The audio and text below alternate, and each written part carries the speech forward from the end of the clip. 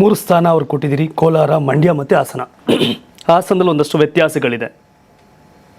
ಹಾಸನದ ವ್ಯತ್ಯಾಸ ನಿಮ್ಮಿಂದಲ್ಲ, ಆದರೆ ನಿಮ್ಮ ಪ್ರೀತಮ್ ಗೌಡರ ವರ್ತನೆಗಳು ಕೂಡ ಒಂದಷ್ಟು ಲೆಕ್ಕಾಚಾರಗಳು ಚರ್ಚೆ ಕಾರಣ ಆಗಿದೆ.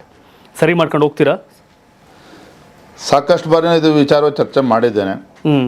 ಸಾಕಷ್ಟು ಸಮಸ್ಯೆಗಳು ಬಗೆಹರಿದಿದೆ. ನಮ್ಮ ಜಿಲ್ಲೆ ಅಧ್ಯಕ್ಷ ಇರ್ಬೋದು, ನಮ್ಮ ಇತರ ಶಾಸಕರುಗಳು ಎಲ್ಲರ ಜೊತೆ ಚರ್ಚೆ ಮಾಡಿದ್ದೇನೆ, ಪ್ರೀತಮ್ ಗೌಡರ ಜೊತೆ ಚರ್ಚೆ ಮಾಡಿದ್ದೇನೆ.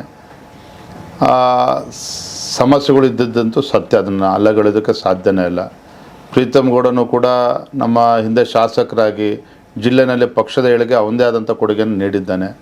ಎಲ್ಲವನ್ನೂ ಕೂಡ ಸರಿ ಮಾಡಿಕೊಂಡು ಸರಿದೂಗಿಸ್ಕೊಂಡು ಹೋಗ್ತಕ್ಕಂಥ ಕರ್ತವ್ಯ ರಾಜ್ಯದ ಅಧ್ಯಕ್ಷ ನನ್ನ ಮೇಲೂ ಕೂಡ ಇದೆ. ಸರಿ ಹೋಗ್ತದೆ. ಈಗಾಗಲೇ ಅವರು ಕೂಡ ಪ್ರಜ್ವಲ್ ರೇವಣ್ಣ ಪರವಾಗಿ ಪ್ರಚಾರವನ್ನು ಕೂಡ ಮಾಡಿದ್ದಾರೆ.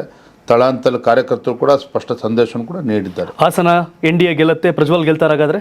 ಖಂಡಿತವಾಗಿ ಗೆಲ್ತಾರೆ, ಖಂಡಿತವಾಗಿ ಗೆಲ್ತಾರೆ. ಕಾಂಗ್ರೆಸ್ ಪಕ್ಷದವ್ರೇನು ಗೆದ್ದಾಗ್ಬಿಟ್ಟಿದೆ ಹಾಸನ ಅಂತೇಳಿ ಭ್ರಮೆನಲ್ಲಿದ್ರು, ಅವ್ರಿಗೆ ಈಗಾಗಲೇ ಜ್ಞಾನೋದಯ ಆಗ್ತಾ ಇದೆ. ಕಾಂಗ್ರೆಸ್ಗೆ ಅಲ್ಲೂ ಕೂಡ ಹಿನ್ನಡೆ ಆಗ್ತದೆ ಅನ್ನೋ ಭಾವನೆ ಈಗಾಗಲೇ ಕಾಂಗ್ರೆಸ್ ಪಕ್ಷದ ಮುಖಂಡರಲ್ಲಿ ಕಾಡ್ತಾ ಇದೆ. ಅದು